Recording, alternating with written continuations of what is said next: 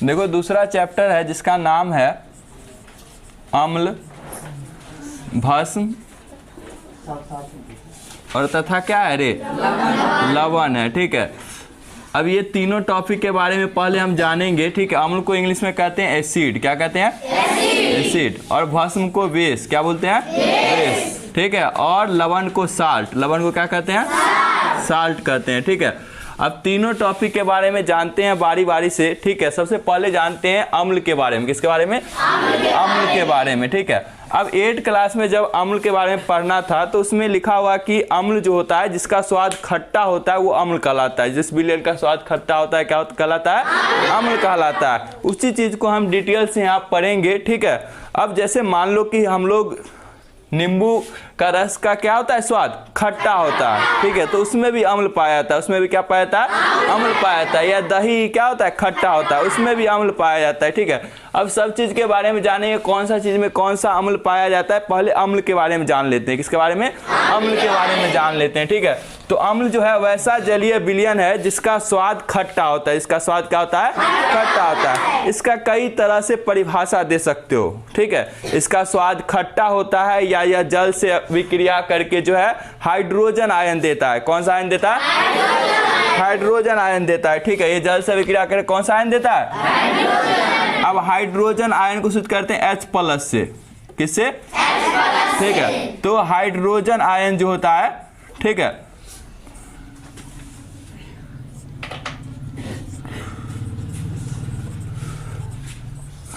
तो ये जो है अम्ल जल से अभिक्रिया करके कौन सा आयन देता है, हाइड्रोजन आयन। ठीक है, जहां पर हाइड्रोजन आयन लिखा है वहां लिखा रहेगा H+। क्या लिखा रहेगा, H+। ठीक है, अब अम्ल के गुण जानते हैं, अम्ल में कौन कौन सा गुण होता है। ठीक है, अब देखो अम्ल में गुण जो होता है इसका प्रॉपर्टीज कौन कौन सा होता है। ठीक है, तो अम्ल का सबसे पहला गुण क्या हो गया, इसका स्वाद खट्टा होता है। इसका स्वाद कैसा होता है, खट्टा होता है। नहीं, इसका टेस्ट कैसा रहेगा रे, खट्टा रहता है। नहीं, इसका स्वाद कैसा रहता है, खट्टा रहता है। ठीक है, दूसरा गुण जानते हैं।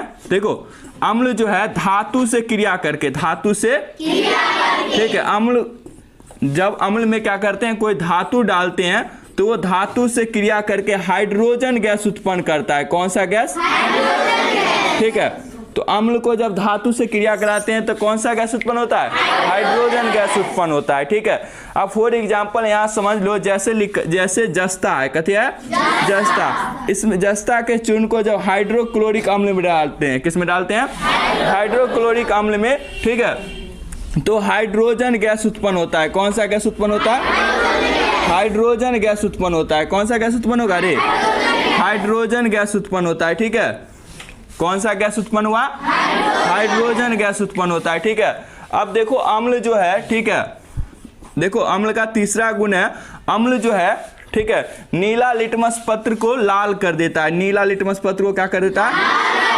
अब देखो अम्ल नीला लिटमस पत्र को क्या कर देता है रे, लाल कर देता है। ठीक है, तो ये लिटमस पत्र क्या होता है ये आगे जानेंगे। ठीक है, ये एक प्राकृतिक सूचक होता है जिसके सहायता से हम अम्ल और क्षार को मालूम करते हैं। ठीक है, तो इसी में आता है नीला लिटमस पत्र। ठीक है, तो नीला लिटमस पत्र को अम्ल क्या कर देता है, लाल कर देता है। क्या कर देता है, लाल कर देता है। ठीक है, चौथा देखो इसके अलावा जो है ये एक मैथिल ऑरेंज सूचक होता है। कौन सा होता है, ठीक है, तो ये मैथिल ऑरेंज को भी लाल कर देता है। मैथिल ऑरेंज को भी क्या कर देता है, यानी कि अम्ल दो चीज को लाल कर देता है, एक नीला लिटमस पत्र को और एक मैथिल ऑरेंज को। एक किसको लाल कर देता है, मैथिल ऑरेंज को लाल कर देता है। ठीक है, अब चौथा गुण है, ध्यान देगा यहाँ। ठीक है, अम्ल का पीएच मान हमेशा 7 से कम होता है। पीएच मान क्या होता है, 7 से। ठीक है, इसका पीएच मान हमेशा 7 से कम होता है। 7 से क्या होता है, कम होता है। ठीक है, अम्ल का पीएच मान क्या होता है, 7 से कम होता है। ठीक है, अब देखो अम्ल जो है भस्म से क्रिया करता है। अम्ल क्या करता है, भस्म से। ठीक है, अम्ल भस्म से जब क्रिया करता है तो बनाता है लवण और जल। क्या बनाता है, लवण और जल बनाता है। ठीक है, और देखो ध्यान देगा अधातु का जो ऑक्साइड होता है, अधातु का जो ऑक्साइड होता है, ठीक है, अधातु क्या, अधातु। ठीक है, तो अधातु का ऑक्साइड जो होता है, ठीक है, वो अम्लीय होता है। क्या होता है, अम्लीय होता है। धातु का ऑक्साइड क्या होता है? अम्लीय होता है। अब देखो इसको समझना है, ध्यान दे। कोई भी अधातु का ऑक्साइड हो, अब अधातु का ऑक्साइड जैसे मान लो अधातु का ऑक्साइड हो, ठीक है, जैसे मान लो लिखा हुआ है CO2, क्या लिखा हुआ है? CO2 या SO2, तो पूछेगा इसका प्रकृति कैसा होता है, तो इसमें अधातु है। कार्बन क्या है? अधातु है। सल्फर क्या है? अधातु है। तो इसका ऑक्साइड जो अम्लीय होगा, इसका प्रकृति कैसा होगा? अम्लीय, क्योंकि अधातु का ऑक्साइड क्या होता है? अम्लीय होता है। क्या होता है? अम्लीय होता है। और अम्ल जो है वो विद्युत का सुचालक होता है। अम्ल क्या होता है? विद्युत का सुचालक होता है। अम्ल होता है विद्युत का सुचालक होता है, ठीक है। तो अम्ल के बारे में इतना चीज जाने। पहला चीज जाने, अम्ल जो है, ठीक है, वैसा जलीय विलयन जिसका स्वाद कैसा होता है? खट्टा होता है। जिसका स्वाद कैसा होता है? खट्टा होता है, ठीक है। और ये जल से अभिक्रिया कर से कौन सा आयन देता है? हाइड्रोजन आयन, ठीक है। अम्ल के बाद पहला गुण है ये स्वाद में कैसा होता है? खट्टा। इसका टेस्ट कैसा होता है? खट्टा होता है। दूसरा, अम्ल धातु से क्रिया करता है तो कौन सा गैस देता है? हाइड्रोजन गैस, ठीक है। जैसे जस्ता में जो है, जस्ता के चूर्ण को हाइड्रोक्लोरिक अम्ल में डालते हैं तो कौन सा गैस निकलेगा? हाइड्रोजन। हमेशा अम्ल धातु से क्रिया करके हाइड्रोजन गैस उत्पन्न करता है, ठीक है। और ये नीला लिटमस पत्र और मैथिल ऑरेंज को क्या कर देता है? लाल कर देता है। नीला लिटमस पत्र और मैथिल ऑरेंज को क्या कर देता है? लाल कर देता है, ठीक है। अगर नीला लिटमस पत्र मान लो इसमें एसिड है, इसमें क्या है? एसिड है। ये परख नली है, ठीक है, ध्यान दो। इसमें एसिड है, कथी है? एसिड है, ठीक है। जब इसमें नीला लिटमस पत्र डालेंगे, क्या डालेंगे? ठीक है। तो इसमें जब नीला लिटमस पत्र डालेंगे तो ये जैसे ही एसिड के, ये नीला लिटमस पत्र है, ये एसिड के संपर्क में आएगा तो लाल हो जाएगा। कैसा हो जाएगा? लाल हो जाएगा, ठीक है। या नीला लिटमस पत्र हो या मैथिल ऑरेंज हो, उसको क्या कर देता है? लाल। ये पूरा नीला लिटमस पत्र था। कैसा था? नीला, ठीक है। तो नीला लिटमस पत्र को, ठीक है, ये कैसा लिटमस पत्र था? ठीक है, नीला लिटमस पत्र था जिसको क्या कर दिया? ये लाल कर दिया। जब लाल कर दिया तो समझ जाना ये जो विलयन है वो कथी? एसिड है। कथी है? एसिड है। अब फिनॉल पैथिन एक विलयन, ये देखो मैथिल ऑरेंज और फिनॉल पैथिन, इसमें इसकी सहायता से भी अम्ल को जांच करते हैं। तो मैथिल ऑरेंज में जब अम्ल डालते हैं, मैथिल ऑरेंज में क्या डालते हैं? अम्ल, ठीक है। या मैथिल, जैसे मान लो कि इसमें मैथिल ऑरेंज है, क्या है? ठीक है, इसमें मैथिल ऑरेंज है, ठीक है। इसमें कौन सा है? मैथिल ऑरेंज। तो मैथिल ऑरेंज इसमें है, ठीक है। अब मैथिल ऑरेंज में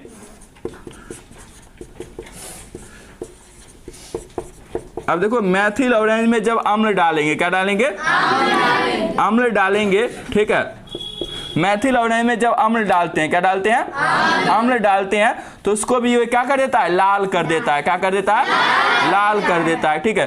तो नीला लिटमस पत्र को लाल करता है और मैथिल ऑरेंज को भी क्या करता है? लाल कर देता है अम्ल, ठीक है। उसके बाद देखो एक होता है फिनॉल पैथिलीन, ठीक है। उसमें जब अम्ल डालते हैं, ठीक है, तो उसके रंग में कोई परिवर्तन नहीं होता है, क्योंकि फिनॉल पैथिलीन जो है खुद रंगहीन होता है। खुद क्या होता है? रंगहीन होता है। जब उसमें अम्ल डालते हैं तो उसके रंग में कोई परिवर्तन नहीं होते, तो वो विलयन अम्ल होगा। वो विलयन क्या होगा?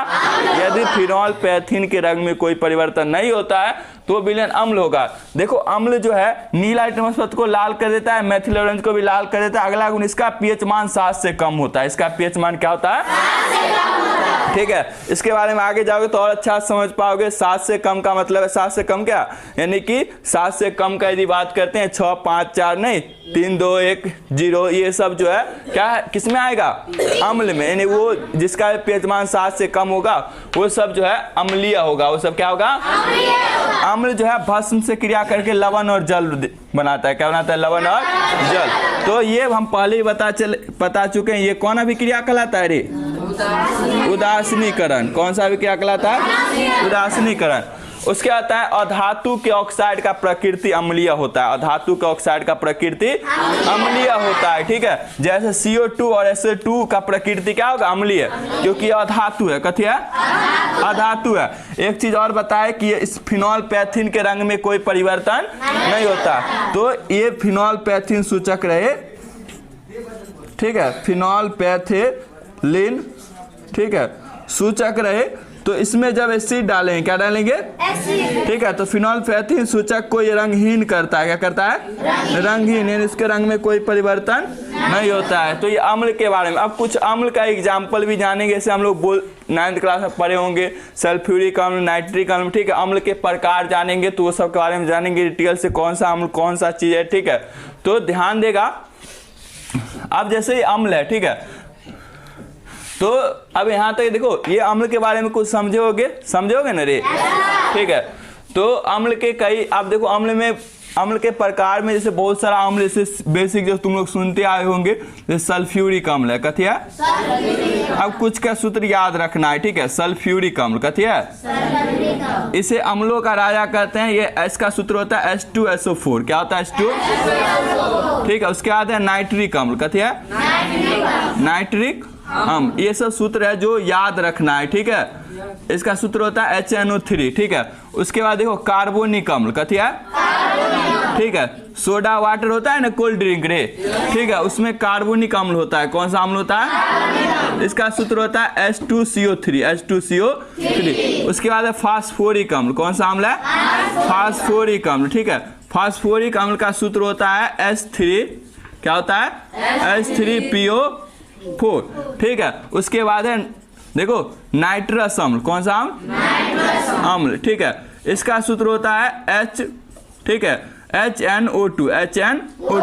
उसके बाद होता है फॉर्मिक अम्ल। कौन सा अम्ल? उसे बहुत सारा अम्ल है। ठीक है, फॉर्मिक अम्ल, ये सब अम्ल जो याद रखना है हमेशा। ठीक है, तो ये सब ज्यादा आएगा चैप्टर में। ठीक है, उसके बाद है एसेटिक अम्ल। कौन सा अम्ल? एसेटिक अम्ल। ठीक है, ये सब अम्ल का सूत्र याद रखना है क्योंकि ये बहुत जगह आएगा। ठीक है, एसेटिक अम्ल का सूत्र होता है CH3COOH। ठीक है, तो ये सब बेसिक है जो याद रखना है। ये सब बेसिक है जो क्या करना है?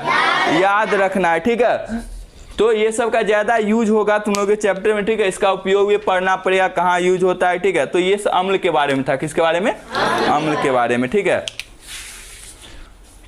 देखो अम्ल के बारे में और चीज जानते हैं, ध्यान देगा यहाँ। ठीक है, तो अम्ल के जो है 2 प्रकार होते हैं। अम्ल के कितने प्रकार होते हैं? ठीक है, अम्ल के 2 प्रकार है। अम्ल के कितने प्रकार हैं? ठीक है, अम्ल के प्रकार, टाइप्स ऑफ एसिड। ठीक है, ठीक है, तो अम्ल के प्रकार में पहला प्रकार है ऑक्सी अम्ल। कौन सा अम्ल है? ऑक्सी अम्ल। ठीक है, देखो ऑक्सी अम्ल क्या होता है। ठीक है, अम्ल के प्रकार में सबसे पहला प्रकार है ऑक्सी अम्ल। कौन सा अम्ल है? ऑक्सी अम्ल। तो ऑक्सी अम्ल किसको बोलते हैं? वैसा अम्ल। ठीक है, वैसा अम्ल जिसमें क्या होता है कि हाइड्रोजन और ऑक्सीजन दोनों हो। वैसा अम्लीय विलयन जिसके रासायनिक सूत्र में हाइड्रोजन ऑक्सीजन दोनों हो, तो वो कहलाता है ऑक्सी अम्ल। क्या कहलाता है? ऑक्सी अम्ल। ऑक्सी अम्ल में क्या होता है? हाइड्रोजन, ठीक है, और ऑक्सीजन, हाइड्रोजन और ऑक्सीजन दोनों होता है। हाइड्रोजन और ऑक्सीजन क्या होता है? दोनों होता है। ठीक है, इसमें हाइड्रोजन भी होता है और ऑक्सीजन भी होता है। ठीक है, दोनों रहेगा। क्या रहेगा? दोनों। जैसे एग्जाम्पल के लिए समझना है, यहाँ ध्यान देगा। एग्जाम्पल के जैसे लिखा हुआ H2SO4, H2SO, इसमें हाइड्रोजन भी ऑक्सीजन भी है ना रे। ठीक है, या HNO3, ये सब सूत्र लिखा है ना उधर रे। ठीक है, तो यहाँ देखो इसमें हाइड्रोजन ऑक्सीजन दोनों, हाइड्रोजन ऑक्सीजन दोनों है। या H2CO3 कार्बोनिक अम्ल का सूत्र होता है, या फिर मान लो H3PO4, तो ये सब जो है ऑक्सी अम्ल कहलाता है। क्या कहलाता है? ऑक्सी अम्ल कहलाता है। ठीक है, जिसमें हाइड्रोजन और ऑक्सीजन दोनों रहेगा, हाइड्रोजन और ऑक्सीजन दोनों रहेगा, वो ऑक्सी अम्ल कहलाता है। क्या कहलाता है? ऑक्सी अम्ल। दूसरा प्रकार है हाइड्रोजन अम्ल। कौन सा है? ठीक है, या हाइड्रो अम्ल इसको बोलेंगे। क्या बोलेंगे? हाइड्रो अम्ल। तो हाइड्रो अम्ल वैसा अम्ल जिसमें क्या होता है? केवल हाइड्रोजन हो। केवल क्या हो? हाइड्रोजन हो। केवल क्या हो? हाइड्रोजन हो, तो वह हाइड्रोजन अम्ल कहलाता है। क्या कहलाता है? हाइड्रोजन अम्ल कहलाता है। जिसमें केवल हाइड्रोजन हो तो कहलाता है हाइड्रोजन अम्ल। क्या कहलाएगा? हाइड्रोजन अम्ल कहलाता है। वैसा अम्ल जिसमें केवल हाइड्रोजन होगा, हाइड्रोजन अम्ल कहलाता है। ऐसे लिखा हुआ HCl। क्या लिखा हुआ है? HCl। तो इसमें केवल क्या है? हाइड्रोजन है, ऑक्सीजन है ना रे। तो ये जो है हाइड्रोजन अम्ल है। क्या है? हाइड्रोजन अम्ल है। ठीक है, जिसमें केवल हाइड्रोजन हो वो कहलाता है हाइड्रोजन अम्ल। कौन सा अम्ल कहलाता है? हाइड्रोजन अम्ल कहलाता है। ठीक है, तो HCl क्या है? हाइड्रो अम्ल है। कौन सा अम्ल है? हाइड्रो अम्ल है। ठीक है, ध्यान देगा। अब देखो अम्ल को जो है, अम्ल जो होता है क्या होता है कि जल में घुलकर, अम्ल जो जल में घुलकर कौन सा आयन देता है रे? Hydrogen ion. कौन सा आयन देता है? ठीक है, अम्ल जल में घुल कर देता है हाइड्रोजन आयन। कौन सा आयन देता है? Hydrogen ion. अम्ल जल में घुलकर कौन सा आयन देता है? Hydrogen ion. अम्ल जो है जल में घुलकर कौन सा आयन देता है? हाइड्रोजन आयन देता है। ठीक है, तो हाइड्रोजन आयन के सांद्रता के आधार पर जो अम्ल के दो प्रकार हैं। कितने प्रकार हैं? दो प्रकार। ठीक है, हाइड्रोजन आयन के आधार पर जो है, हाइड्रोजन आयन के, ठीक है, सांद्रता के आधार पर अम्ल के दो प्रकार है। सांद्रता के आधार पर क्या है? दो प्रकार। ठीक है, अम्ल के दो प्रकार है। ठीक है, एक होता है प्रबल अम्ल। कौन सा अम्ल होता है? एक होता है प्रबल अम्ल। कौन सा अम्ल होता है रे? ठीक है, हाइड्रोजन आयन के सांद्रता के आधार पर अम्ल का पहला प्रकार है प्रबल अम्ल, जिसको स्ट्रॉन्ग एसिड बोलते हैं। क्या बोलते हैं? ठीक है, स्ट्रॉन्ग एसिड बोलते हैं। और दूसरा अम्ल के सांद्रता के आधार पर दूसरा प्रकार है दुर्बल अम्ल। कौन सा अम्ल है? दुर्बल अम्ल। ठीक है, अब दुर्बल अम्ल स्ट्रॉन्ग का क्या होता है? उल्टा रे, वीक। क्या होता है? वीक। ठीक है, तो इसको वीक एसिड बोलते हैं। क्या बोलते हैं? अब एग्जाम में दोनों में अंतर पूछता है। दोनों में क्या पूछता है? अंतर। ध्यान देगा, प्रबल अम्ल और दुर्बल अम्ल में क्या अंतर है। ठीक है, बहुत आसान है। ठीक है, हम जानते हैं कि अम्ल जो है जल में घुलकर कौन सा आयन देता है? Hydrogen ion. कौन सा आयन देता है? Hydrogen ion. ठीक है, अब प्रबल अम्ल किसे कहते हैं? वैसा अम्ल, ठीक है, जो जल में घुलकर, जो जल में घुलकर, ठीक है, पूर्णतः रूप से, कौन सा रूप से?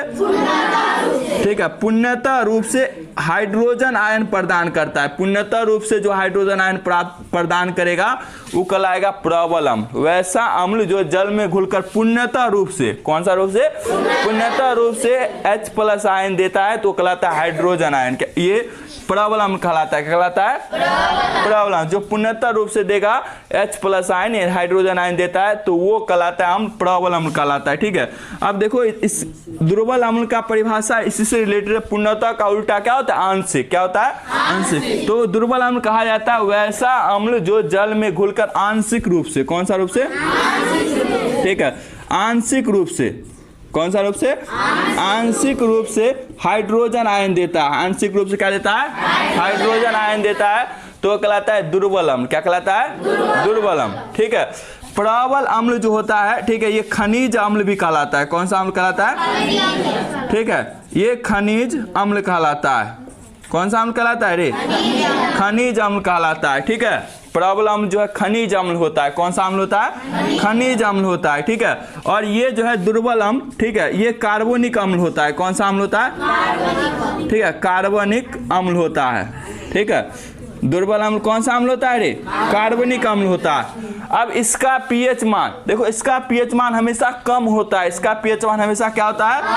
कम होता है। ठीक है, प्रबल अम्ल का पीएच मान हमेशा क्या होता है? कम होता है। इसका पीएच मान हमेशा कम रहेगा। इसका पीएच मान क्या रहेगा? कम रहेगा। ठीक है, इसका पीएच मान क्या रहेगा? कम रहेगा। और इसका पीएच मान ज्यादा होता है। इसका पीएच मान क्या होता है?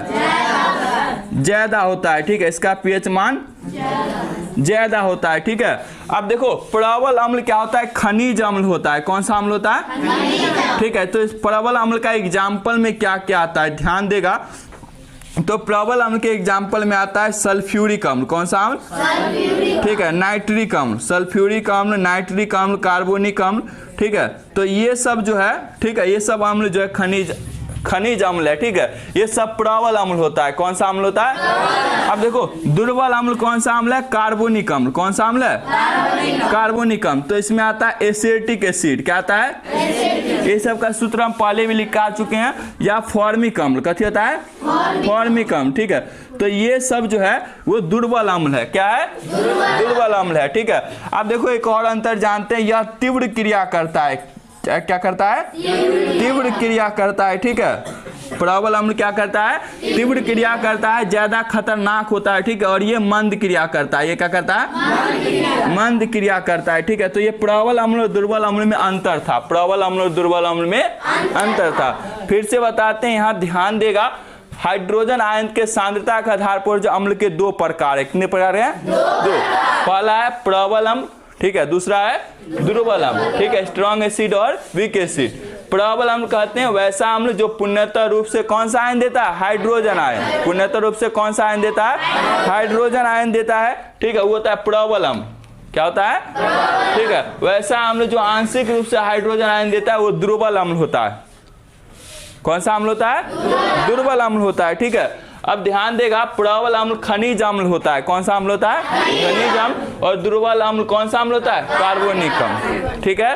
प्रबल अम्ल का पीएच मान जो है, ठीक है, वो कम होता है, हमेशा क्या होता है? कम होता है। और दुर्बल अम्ल का पीएच मान हमेशा ज्यादा होता है। प्रबल अम्ल का एग्जाम्पल में समझ सकते हो, खनिज अम्ल आता है, खनिज अम्ल में आता है सल्फ्यूरिक अम्ल, नाइट्रिक अम्ल, कार्बोनिक अम्ल, फास्फोरिक अम्ल, ये सब जो है प्रबल अम्ल है, ठीक है।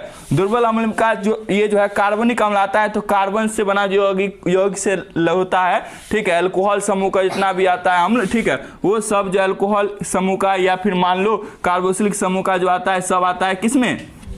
दुर्बल अम्ल में। तो ये एसिटिक अम्ल या फॉर्मिक अम्ल, ये सब क्या है? दुर्बल अम्ल है। क्या है? यह तीव्र क्रिया करता है, ये मंद क्रिया करता है, ठीक है। ये तीव्र क्रिया करता है, ये मंद क्रिया करता है। अब बताएं, प्रबल अम्ल का पीएच मान कम होता है। प्रबल अम्ल का पीएच मान क्या होता है? कम होता है। दुर्बल अम्ल का पीएच मान ज्यादा होता है। अब जैसे क्वेश्चन पूछेगा कि 2 बिलियन है, कितना बिलियन है? 2 बिलियन। मान लो 3 गो बिलियन, यहाँ क्वेश्चन जैसे लिखा है, प्रबल अम्ल का पीएच मान कम होता है, दुर्बल अम्ल का पीएच मान ज्यादा होता है। तो जैसे क्वेश्चन में लिखा रहे कि 4 बिलियन है, कितना बिलियन है? ठीक है, 4 बिलियन का पीएच मान लिखा रहे, 4 बिलियन का पीएच मान लिखा रहे, ठीक है, 4 बिलियन का पीएच मान लिखा रहे। अब देखो, चारों का पीएच मान लिखा हुआ, ए का है 2.3, बी का है 3.4, सी का है 4.5 और डी का है 6, ठीक है। तो इसमें से पूछेगा कि कौन सा ये देखो, सबका पीएच मान तो 7 से कम ही है, यानी अम्ल ही है। क्या है? अम्ल ही है, ठीक है। तो ध्यान देगा, पूछेगा कौन सा अम्ल अधिक प्रबल है, कौन सा अम्ल अधिक प्रबल है। तो जिसका पीएच मान सबसे कम रहेगा, जिसका पीएच मान सबसे कम रहेगा, पीएच मान कम रहता है, ठीक है, नहीं, वो प्रबल होता है। तो जिसका पीएच मान सबसे कम है, तो इसमें सबसे कम कौन है रे? 2.3, यानी ए वाला। तो सबसे अधिक प्रबल कौन है? ए। सबसे अधिक प्रबल कौन है? ए है। नहीं, सबसे अधिक प्रबल कौन है? ए। और सबसे दुर्बल कौन सा है? यानी कौन सा बोलेंगे रे? दुर्बल। दुर्बल है डी। दुर्बल क्या है? डी। अब देखो, प्रबल में ए है, ए के बाद कथे होगा रे? बी। ए के बाद कथे होगा? बी। बी के बाद सी। और दुर्बल कथे है? डी। यानी पीएच मान जैसे ही कम होते जाएगा, 7 से जितना कम रहेगा ना पीएच मान, जो सबसे कम रहता है वो अधिक प्रबल होता है। वो अम्ल क्या होता है? सबसे अधिक प्रबल होता है, ठीक है। तो ये अम्ल के बारे में जाने, ठीक है। फिर से एक बार रिपीट करते हैं, ध्यान देगा। अम्ल के 2 प्रकार है, ऑक्सी अम्ल, जिसमें हाइड्रोजन ऑक्सीजन दोनों होता है, जिसमें हाइड्रोजन ऑक्सीजन दोनों होता है, वो ऑक्सी अम्ल होता है। जैसे सल्फ्यूरिक अम्ल है, इसमें हाइड्रोजन ऑक्सीजन दोनों है, इसमें भी नाइट्रिक अम्ल है, इसमें भी हाइड्रोजन ऑक्सीजन दोनों है, कार्बोनिक अम्ल, इसमें भी हाइड्रोजन ऑक्सीजन दोनों है, ठीक है। अब हाइड्रो अम्ल है, कथी है? हाइड्रो अम्ल है, इसमें केवल हाइड्रोजन रहता है। केवल क्या रहता है? हाइड्रोजन रहता है, ठीक है। इसमें देखो केवल हाइड्रोजन है, ठीक है। अब हाइड्रोजन आयन के सांद्रता के आधार पर अम्ल के कितना प्रकार है? 2 प्रकार है, ठीक है। एक है प्रबल अम्ल और एक है दुर्बल अम्ल, ठीक है। ये पहले ही बता चुके हैं, ठीक है।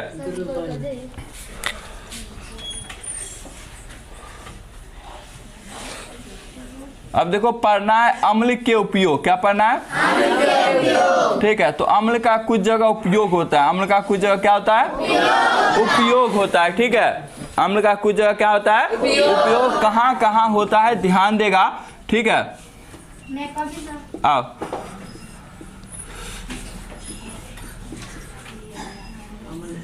देखो, तो अम्ल के उपयोग, अम्ल के उपयोग पढ़ना है, ठीक है। तो अम्ल के उपयोग में कुछ अम्ल के जानेंगे, ठीक है, कुछ अम्ल के बारे में उसका उपयोग जानेंगे, ठीक है। सबसे पहले जानते हैं सल्फ्यूरिक अम्ल। कौन सा? ठीक है। कौन सा अम्ल? ठीक है, सल्फ्यूरिक अम्ल को अम्लों का राजा बोलते हैं। क्या बोलते हैं? अम्लों का राजा। ठीक है, सल्फ्यूरिक अम्ल को क्या बोलते हैं? अम्लों का राजा। इसका सूत्र ये नहीं होता है, इसका सूत्र होता है H2SO4। ठीक है, तो सल्फ्यूरिक अम्ल को अम्लों का राजा बोलते हैं। क्या बोलते हैं? अम्लों का राजा बोलते हैं। नहीं तो सल्फ्यूरिक अम्ल, ध्यान देगा सल्फ्यूरिक अम्ल का कहाँ उपयोग होता है, तो इसका सब देखो हम वो फेमस बताएंगे जो एग्जाम में पूछता है। ठीक है, जो उपयोग, ठीक है, सबसे ज्यादा इसका उपयोग ज्यादा पूछता है संचायक सेल में, संचायक सेल में। तो संचायक सेल में उपयोग होता है सल्फ्यूरिक अम्ल का। किसका उपयोग होता है? ठीक है, इसके अलावा बहुत जगह उपयोग होता है, प्रयोगशाला में अभिकर्मक के रूप में। ठीक है, और पेट्रोलियम के शोधन में, पेट्रोलियम के शोधन में। ठीक है, किसका उपयोग होता है? सल्फ्यूरिक अम्ल का। ठीक है, किसका उपयोग होता है? सल्फ्यूरिक अम्ल का उपयोग होता है। ये अम्ल वर्षा में भी होता है। ठीक है, दूसरा अम्ल है नाइट्रिक अम्ल। कौन सा अम्ल है? ठीक है, तो नाइट्रिक अम्ल, तो नाइट्रिक अम्ल का सूत्र पहले ही बता चुके हैं, कथी होता है? NHNO3। ठीक है, तो इसका उपयोग कहाँ होता है? इसका उपयोग कहाँ होता है? तो इसका उपयोग होता है अम्लराज बनाने में। कहाँ होता है? अम्लराज बनाने में। ठीक है, अम्लराज। अब अम्लराज के बारे में पढ़ेंगे। अब अम्लराज को बोलते हैं एक्वारेजिया। क्या बोलते हैं? एक्वारेजिया। ठीक है, इंग्लिश में बोलते हैं एक्वारेजिया। क्या बोलते हैं? एक्वारेजिया। ठीक है, अम्लराज बनाने में। ठीक है, अम्लराज बनाने में। ठीक है, अम्लराज बनाने में इसके अलावा भी बहुत जगह उपयोग होता है। ठीक है, प्रयोगशाला में अभिकर्मक के रूप में, प्रयोगशाला में अभिकर्मक, दोनों का उपयोग होता है प्रयोगशाला में अभिकर्मक के रूप में। उसे अम्लराज बनाने में, क्या बनाने में? अब एक्वारेजिया क्या होता है? अम्लराज। ठीक है, तो अम्लराज बनाने में दो एसिड का उपयोग होता है, दो अम्ल का। एक HCl, क्या? HCl मतलब हाइड्रोक्लोरिक अम्ल। ठीक है, और नाइट्रिक अम्ल, और कौन सा? ठीक है, तो HCl का 3 अनुपात, HCl का कितना अनुपात? 3 अनुपात। ठीक है, और नाइट्रिक अम्ल का 1 अनुपात। HCl का 3 अनुपात और नाइट्रिक अम्ल का 1 अनुपात मिलके बनाता है एक्वारेजिया। क्या बनाता है? एक्वारेजिया, जिसको बोलते हैं अम्लराज। क्या बोलते हैं? अम्लराज। तो अम्लराज दो चीज मिलके बनाता है, एक बनाता है HCl, क्या बनाता है? HCl, और एक नाइट्रिक अम्ल, नहीं एक हाइड्रोक्लोरिक अम्ल और एक, तो HCl का 3 अनुपात और नाइट्रिक अम्ल का 1 अनुपात। HCl का 3 अनुपात, नाइट्रिक अम्ल का 1 अनुपात मिला के बनाता है एक्वारेजिया अम्लराज, जिसका उपयोग क्या होता है? सोना चांदी इसमें आसानी से घुल जाता है, सोना चांदी आसानी से घुल जाता है, लेकिन दूसरा अम्ल में आसानी से नहीं घुलता है। अम्लराज में सोना चांदी आसानी से घुल जाता है। ठीक है, अब ध्यान दो, तो नाइट्रिक अम्ल हो गया। नाइट्रिक अम्ल का उपयोग होता है अम्लराज बनाने में। किसमें? अम्लराज। इसको बोलते हैं एक्वारेजिया। क्या बोलते हैं? एक्वारेजिया। अब देखो तीसरा जो एसिड है उसके बारे में जानते हैं, ध्यान देगा, हाइड्रोक्लोरिक अम्ल। कौन सा है? ठीक है, तो हाइड्रोक्लोरिक अम्ल। ठीक है, अब हाइड्रोक्लोरिक अम्ल का सूत्र होता है HCl। कैसे होता है? HCl। तो देखो ये अम्लराज जो बनाए थे उसमें हाइड्रोक्लोरिक अम्ल था ना रे, अम्लराज जो बनाए थे उसमें क्या था? हाइड्रोक्लोरिक अम्ल था। ठीक है, तो हाइड्रोक्लोरिक अम्ल का उपयोग भी होता है अम्लराज बनाने में। क्या होता है? अम्लराज बनाने में। ठीक है, अम्लराज बनाने में भी हाइड्रोक्लोरिक अम्ल का उपयोग होता है। ठीक है, उसके अलावा भोजन के पाचन में भी सहायक होता है। ये भोजन के पाचन में भी क्या होता है? सहायक होता है। हम लोग के शरीर में जो पाचन क्रिया होता है उसमें भी क्या होता है? ये सहायक होता है। ठीक है, उसके अलावा देखो बहुत सारा अम्ल के बारे में जानते हैं, फॉर्मिक अम्ल। कौन सा होता है?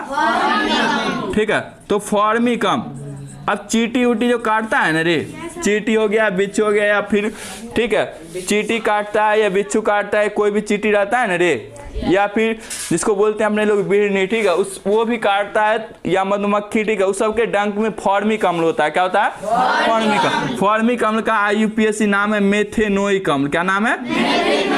ठीक है, ध्यान रखना, मेथेनोइक अम्ल। तो मेथेनोइक अम्ल का सूत्र होता है HCOOH। तो इसका उपयोग कहाँ होता है? तो इसका उपयोग होता है फलों के जो जूस होता है ना रे, फलों का रस, उसको लंबे समय तक सुरक्षित रखने के लिए, फलों के रस को लंबे समय तक सुरक्षित रखने के लिए। ठीक है, फलों के रस को, फलों के रस को सुरक्षित रखने के लिए, फलों के रस को सुरक्षित रखने के लिए, ठीक है, फलों के रस को सुरक्षित रखने के लिए इसका उपयोग होता है। ठीक है, उसके बाद देखो कार्बोनिक अम्ल। कौन सा अम्ल है? कार्बोनिक अम्ल। ठीक है, कार्बोनिक अम्ल का सूत्र होता है H2CO 3। अब कार्बोनिक अम्ल का ये सूत्र होता है, किसका सूत्र होता है? कार्बोनिक अम्ल का, ठीक है। कार्बोनिक अम्ल का उपयोग कहाँ होता है? तो सोडा वाटर में, किसमें?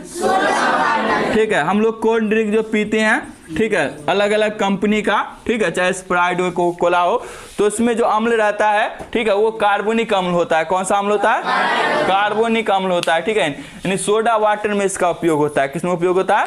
सोडा वाटर में उपयोग होता है। अब एक और चीज के बारे में जानते हैं, एसेटिक अम्ल। कौन सा अम्ल है? एसेटिक अम्ल, जिसको एसेटिक अम्ल, क्या है?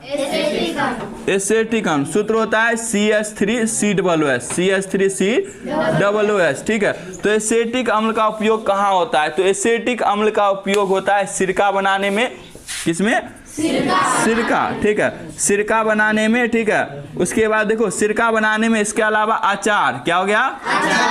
अचार में इसका उपयोग होता है, ठीक है। तो दो जगह, कितना जगह? दो जगह सिरका और अचार बनाने में भी इसका उपयोग होता है, और कई रासायनिक यौगिक बनाने में भी इसका उपयोग होता है, ठीक है। तो ये कुछ अम्ल था जो इम्पोर्टेंट है, तुम लोग क्लास की दृष्टि, ठीक है, आगे जाओगे तो और डिटेल से पढ़ोगे, ठीक है। तो अम्ल का उपयोग, पहला सल्फ्यूरिक अम्ल, जिसका सूत्र होता है H2SO4, ठीक है, इसका उपयोग होता है संचायक सेल में। किसमें होता है? संचायक सेल में। दूसरा है नाइट्रिक अम्ल, सूत्र होता है HNO3, इसका उपयोग होता है अम्लराज बनाने में, ठीक है।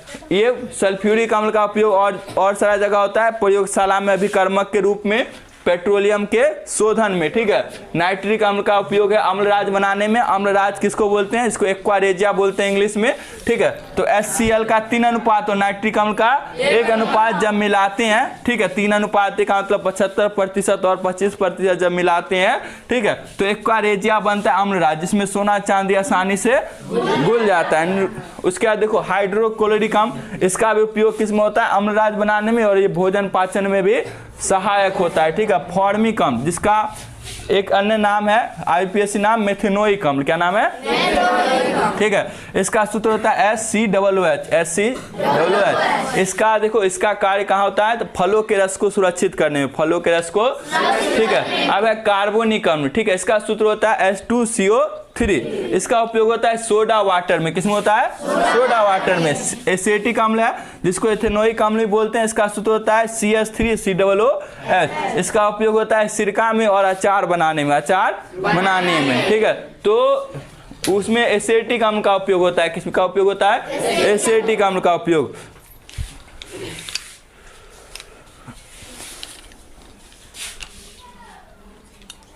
आ रहा है सही?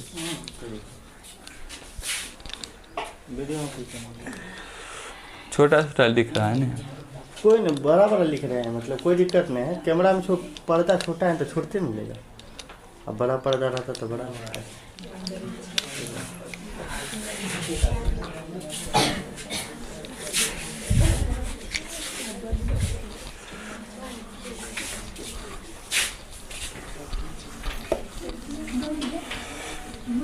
समझ में आया है?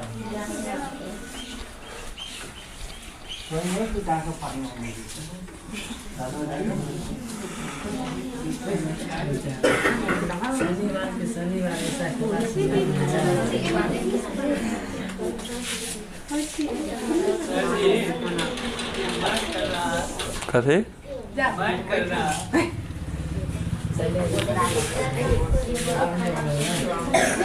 देखो, सबसे पहले सूचक पढ़ लेते हैं, ध्यान देगा यहाँ।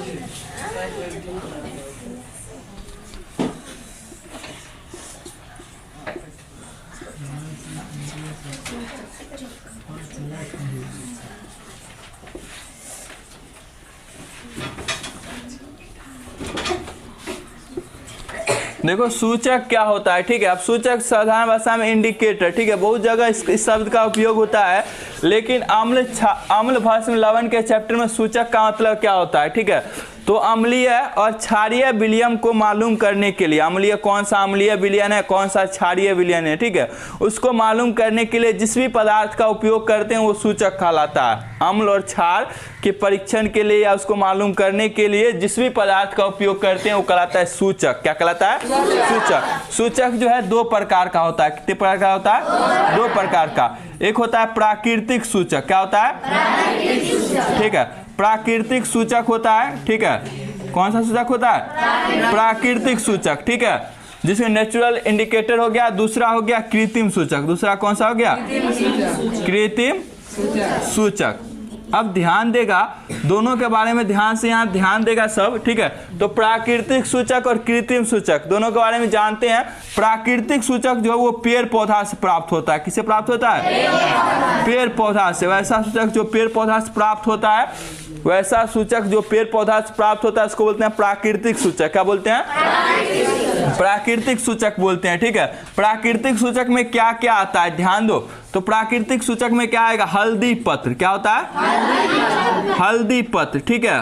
क्या आएगा रे? हल्दी पत्र, ठीक है। चुकंदर, क्या आएगा? चुकंदर। लाल वाला जो होता है, ठीक है, चुकंदर हो गया, ठीक है। अड़हुल का देखो, अड़हुल का पंखुड़ी, अड़हुल का, ठीक है, अड़हुल का पंखुड़ी, ठीक है, अड़हुल का पंखुड़ी। लौंग, लौंग खाया ना रे? तो लौंग हो गया, ठीक है। हल्दी पत्र, चुकंदर, ठीक है। अड़हुल का पंखुड़ी हो गया, लौंग हो गया, या लाल गोभी का पत्ता, लाल गोभी का पत्ता, ठीक है। तो लाल गोभी वाला पत्ता भी होता है, ठीक है। तो ध्यान दो, तो ये सब जो है, ठीक है, प्राकृतिक सूचक है। कथी है? ये सब पेड़ पौधा से प्राप्त होता है। किससे प्राप्त होता है? पेड़ पौधा से, ठीक है। तो जैसे ये ऑब्जेक्टिव में बहुत ज्यादा पूछेगा निम्नलिखित में से कौन सा प्राकृतिक सूचक है, तो पेड़ पौधा वाला जो देखेगा वो समझ जाना है कौन सूचक है? प्राकृतिक सूचक है। इसमें लिटमस भी पत्र भी आता है। कौन सा पत्र आता है? ठीक है, लिटमस पत्र। कौन सा पत्र आता है? ठीक है, लिटमस पत्र लाइकेन से प्राप्त होता है। किससे प्राप्त होता है? लाइकेन से। ये भी प्राकृतिक सूचक ही है। कौन सा सूचक है? प्राकृतिक सूचक है। अब कृत्रिम सूचक में क्या क्या आता है? कृत्रिम सूचक में तुम लोग क्लास में जो पढ़ना है, दो सूचक के बारे में पढ़ना है, ध्यान देगा। एक है मैथिल ऑरेंज। कौन सा है? नाम से पता चलता है मैथिल ऑरेंज। ऑरेंज का मतलब क्या होता है? नारंगी। क्या होता है? और एक सूचक का नाम है फिनोल्फेथलीन। कथी नाम है? फिनोल्फेथलीन, ठीक है। तो ये दो कृत्रिम सूचक है, इसके बारे में तुमको पढ़ना है, ध्यान देगा। तो मैथिल ऑरेंज, ठीक है, इसका वास्तविक रंग जो है नारंगी होता है। कैसा होता है? नारंगी होता है। फिनोल्फेथलीन रंगहीन होता है। कैसा होता है? रंगहीन होता है, ठीक है। अब जो कृत्रिम सूचक कहते किसे हैं? तो मानव जो अपनी तकनीक से जो सूचक बनाता है, ठीक है, ठीक है, वो कहलाता है कृत्रिम सूचक। क्या कहलाता है? कृत्रिम सूचक कहलाता है। इसमें पहला है मैथिल ऑरेंज जिसका रंग होता है नारंगी, दूसरा है फिनोल्फेथलीन जिसका रंग होता है रंगहीन होता है। इसमें क्या होता है? रंगहीन। मैथिल ऑरेंज, ठीक है, इसमें जब अम्ल डालते हैं, क्या डालते हैं? अम्ल। तो ये अम्ल को क्या कर देता है? लाल कर देता है। क्या कर देता है? लाल कर देता है। अम्ल को क्या कर देता है? लाल कर देता है, ठीक है। और क्षार को जो है, ठीक है, भस्म या क्षार को क्या कर देता है? पीला कर देता है। क्षार को क्या कर देता है? पीला कर देता है, ठीक है। तो मैथिल ऑरेंज के बारे में इतना पॉइंट जानना है, ठीक है। मैथिल ऑरेंज का वास्तविक रंग जो है नारंगी होता है। इसमें जब एसिड डालते हैं तो ये कैसा कर देता है? लाल हो जाता है। नारंगी से कैसा हो जाता है? लाल हो जाता है। और क्षार डालते हैं तो कैसा होता है? पीला हो जाता है। फिनोल्फेथलीन रंगहीन होता है। कैसा होता है? इसमें जब क्या करते हैं कि अम्ल डालेंगे, क्या डालेंगे? अम्ल, ठीक है, अम्ल का विलयन डालेंगे तो ये रंगहीन ही होगा। इसके रंग में कोई परिवर्तन नहीं होगा। लेकिन जैसे ही क्षार या भस्म डालते हैं, क्षार या क्या डालते हैं? भस्म, तो ये गुलाबी हो जाता है। कैसा हो जाता है? गुलाबी हो जाता है, ठीक है। तो फिनोल्फेथलीन के बारे में ये दो बात जाने। फिनोल्फेथलीन रंगहीन होता है। इसमें जब अम्ल डालते हैं तो कैसा हो जाता है? रंगहीन ही रहेगा। कैसा रहेगा? रंगहीन ही। लेकिन जैसे ही क्षार डालते हैं तो इसका ये जो है गुलाबी हो जाता है। क्या हो जाता है? गुलाबी हो जाता है। क्षार डालने पर क्या होता है? गुलाबी हो जाता है। अब देखो प्राकृतिक, ये ध्यान दो। तो सूचक के दो प्रकार हैं। पहला प्राकृतिक सूचक, ठीक है, दूसरा है कृत्रिम सूचक। प्राकृतिक सूचक में आता है हल्दी पत्र, चुकंदर, अड़हुल का पंखुड़ी, ये सब चीज जानते होंगे। लौंग या लाल गोभी का पत्ता हो गया, या लिटमस पत्र, ठीक है। लिटमस पत्र किससे प्राप्त होता है? लाइकेन से। किससे प्राप्त होता है? ठीक है। लिटमस पत्र को दो प्रकार, लिटमस पत्र के दो प्रकार में दो प्रकार है, ठीक है। एक लाल लिटमस पत्र है और एक नीला लिटमस पत्र है, ठीक है। तो ध्यान दो, तो कृत्रिम सूचक में दो चीज है, एक मैथिल ऑरेंज और एक फिनोल्फेथलीन। मैथिल ऑरेंज, नाम ऑरेंज तो नारंगी रंग का होता है। कैसा होता है? इसमें एसिड डालने पर, अम्ल डालने पर नारंगी से लाल हो जाता है। और क्षार डालने पर पीला हो जाता है। फिनोल्फेथिन का रंग रंगहीन होता है, इसमें अम्ल डालते हैं तो रंगहीन रहता है और क्षार डालते हैं तो कैसा हो जाता है, गुलाबी। रंगहीन से कैसा हो जाएगा, गुलाबी हो जाएगा। क्या हो जाएगा, गुलाबी हो जाएगा। ठीक है, रंगहीन से कैसा हो जाएगा, गुलाबी हो जाएगा। ठीक है, तो ये था फिनोल्फेथिन के बारे में। ठीक है, अब देखो ये सब इसलिए बता रहे हैं क्योंकि ये सब जो है जब गुण बताते हैं अम्ल या क्षार का, ठीक है, तो उसमें ये सब चीज आता है। ठीक है, पहले जान लोगे तो वो सब अच्छा से और समझ में आएगा। ठीक है, अब एक चीज और, जब गुण बताते हैं तो आता है पीएच मान वाला। क्या, कौन सा चीज आता है, पीएच मान। ठीक है, पीएच मान से देखो जैसे बताते हैं कि पीएच मान जो किसी का 7 से कम है, पीएच मान 7 से क्या होता है, कम होता है। तो पीएच मान जो है, पीएच मान के बारे में जानते हैं, किसके बारे में, पीएच मान के बारे में जानते हैं। ठीक है, देखो पीएच मान के बारे में जानते हैं तो पीएच मान का निर्धारण जो है पीएच स्केल से होता है। किससे होता है, पीएच स्केल से। पीएच मान का निर्धारण किससे होता है, पीएच स्केल से। अब देखो पीएच स्केल से जो है पीएच मान का निर्धारण होता है। अब पीएच स्केल का निर्धारण सोरेनसन किया था। कौन किया था, सोरेनसन, एक वैज्ञानिक का नाम है सोरेनसन। ठीक है, तो पीएच मान का निर्धारण पीएच स्केल से होता है। ध्यान देगा यहाँ, तो पीएच स्केल जो होता है, ठीक है, पीएच स्केल जो होता है, ठीक है, उसमें जो है 0 से लेके 14 तक अंक अंकित रहता है। 14 तक क्या होता है, अंक अंकित रहता है। 0 से कितना, 14 तक। ठीक है, बीच में रहेगा 7, बीच में क्या रहेगा, 7। ठीक है,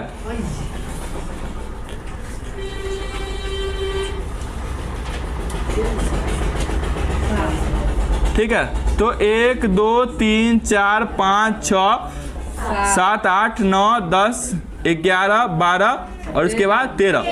ठीक है, तो देखो ध्यान देगा यहाँ।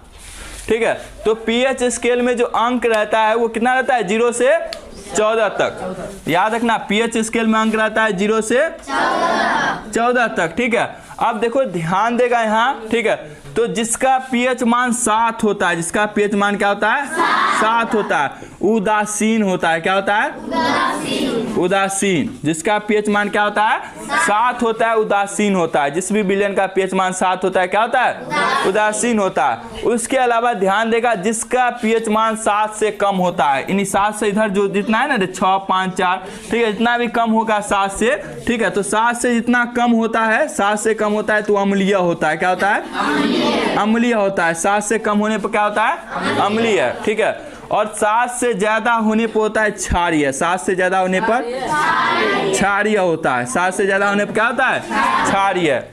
7 से ज्यादा होने पर क्षारीय होता है। ठीक है, तो पीएच मान का निर्धारण पीएच स्केल के सहायता से किया जाता है। ठीक है, जो अम्लीय विलयन का, अम्लीय और क्षारीय विलयन के पीएच मान को दिखाता है। ठीक है, अब पीएच मान, अब देखो वैसे पीएच मान का परिभाषा पूछे तो क्या होता है, तो पीएच मान, पीएच बराबर होता है फॉर्मूला। ठीक है, पीएच बराबर होता है माइनस लॉग, माइनस लॉग। अगले क्लास में जाओगे तो लॉग के बारे में पढ़ोगे। और ये हाइड्रोजन आयन, क्या है, हाइड्रोजन आयन, ये फार्मूला होता है। अब इसके आधार पर पीएच मान का परिभाषा कैसे बताते हैं, तो किसी विलयन का पीएच मान, किसी विलयन का पीएच मान, ठीक है, किसी विलयन का पीएच मान हाइड्रोजन आयन की सांद्रता, इसको क्या बोलेंगे, हाइड्रोजन आयन की, ठीक है, हाइड्रोजन आयन की सांद्रता। ठीक है, किसी विलयन का पीएच मान जो है हाइड्रोजन आयन के सांद्रता के ऋणात्मक गुण, देखो ऋणात्मक लघुगणक के बराबर होता है। ऋणात्मक लघुगणक के बराबर होता है। पीएच मान का परिभाषा होता है किसी विलयन का पीएच मान, ठीक है, किसी विलयन का पीएच मान हाइड्रोजन आयन की सांद्रता के ऋणात्मक लघुगणक के बराबर होता है। ठीक है, पीएच मान जो है, ठीक है, वो अम्लीय और क्षारीय विलयन के हाइड्रोजन आयन की सांद्रता को दर्शाता है। अम्लीय और क्षारीय विलयन के हाइड्रोजन आयन की सांद्रता को दर्शाता है। अब देखो पीएच मान, पीएच की जगह पीएच है, जब ये H+ को नीचे ले जाएंगे व्युत्क्रम के रूप में तो ये माइनस चिन्ह हट जाता है। माइनस चिन्ह क्या होता है, हट जाएगा। इसको जब ऊपर से नीचे ले जाएंगे तो माइनस चिन्ह हट जाएगा। तो पीएच बराबर ये 2 फार्मूला होता है, ध्यान रखना। इसी को चेंज के लॉग में नियम होता है, ठीक है, कि जब भी माइनस चिन्ह को हटाना होता है तो जब व्युत्क्रम के नीचे ले जाते हैं, ठीक है, तो वो क्या होता है कि माइनस चिन्ह हट जाता है। माइनस चिन्ह क्या होता है,